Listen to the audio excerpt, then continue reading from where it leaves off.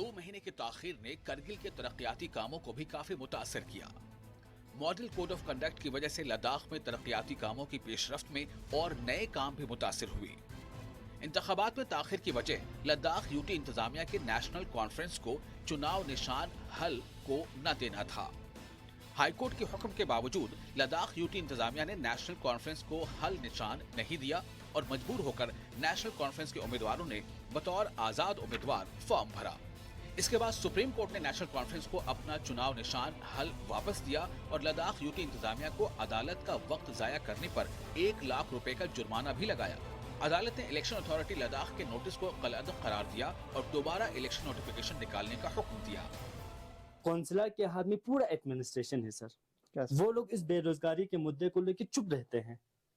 तो मैं समझता हूँ कि जो जिनके माँ बाप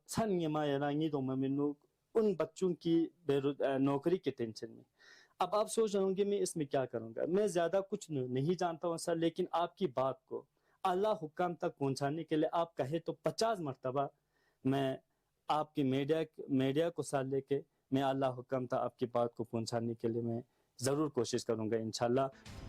भारतीय जनता पार्टी के लीडरान करगिल में डेरा जमाए हुए हैं और काउंसिल में हुकूमत का दावा कर रहे हैं। इंतखाबात में अपनी पकड़ को मजबूत बनाने के लिए मरकज के वुज़रा भी करगिल का दौरा कर रहे हैं। उधर नेशनल कॉन्फ्रेंस और कांग्रेस ने भारतीय जनता पार्टी को करगिल से बाहर करने के लिए इत्तेहाद बनाकर इलेक्शन लड़ने का फैसला किया है। वहीं आम आदमी पार्टी ने भी अपने 4 उम्मीदवार मैदान में उतार दिए हैं, जबकि भारतीय जनता पार्टी ने 17, नेशनल कॉन्फ्रेंस ने 17 और कांग्रेस ने 22 उम्मीदवार मैदान में उतारे हैं। इसके अलावा 25 आजाद उम्मीदवार मैदान में हैं। आप कह सकते हैं कि एक मौका मिला, दोबारा नोटिफिकेशन निकला, कोर्ट का जो मसला हुआ आप जानते हैं सुप्रीम कोर्ट में, उसके वजह से मेरे जितने भी बुजुर्ग लोग थे या मेरे सलाहकार थे वो मेरे से मिले, मेरे सामने आए, मेरे से डिस्कस किया कि आपने पहली बार फर्स्ट टाइम आपने मैंडेट पे भरा है, अब हम आपको सजेशन देते हैं। जिस तरह हम डोर टू डोर गए हैं, हमने हालात देखा है, हमें किसी भी तरह इस सीट को जीतना है तो एक फ़ैसला लेना पड़ेगा। आप लोगों को हमारा बात मानना पड़ेगा। आप प्लीज़ कोशिश कीजिए कि आप आज़ाद पे निकलें।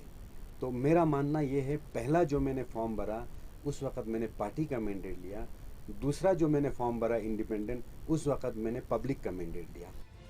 लद्दाख में नेशनल कॉन्फ्रेंस और कांग्रेस के मुश्तरका जलसे की बजाय अलग अलग जलसे और रैलियां हो रही हैं।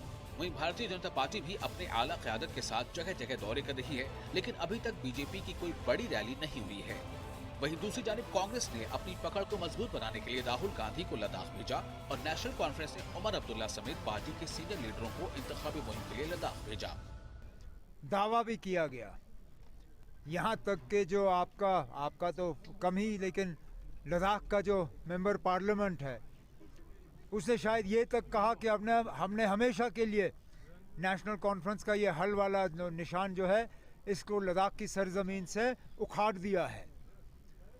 इतनी जल्दी और इतनी आसानी से ये निशान जो है यहाँ से जाने वाला नहीं है।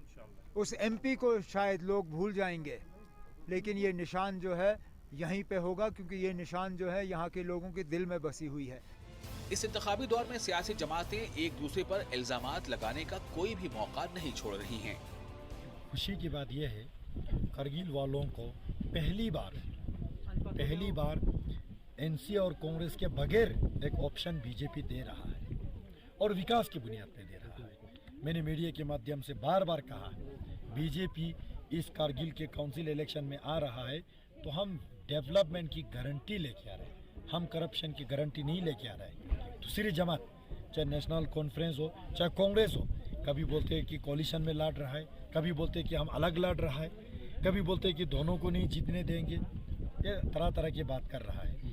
ये लोग अगर करगिल अभी तक इन्होंने ही चलाया है, चाहे काउंसिल हो, चाहे करगिल के एमएलए हो, चाहे यहाँ के मिनिस्टर हो, चाहे कभी कभी यहाँ के एमपी भी हो, यही 2 जमात ने, नेशनल कॉन्फ्रेंस और कांग्रेस ने आज तक अगर कारगिल बैकवर्ड है, डिस्ट्रिक्ट करगिल में बेरोजगारी सबसे ज़्यादा है, करप्शन सबसे ज़्यादा है, नेपोटिज्म सबसे ज़्यादा है, तो इसका पनिशमेंट किसको मिलना चाहिए? एनसी कांग्रेस को।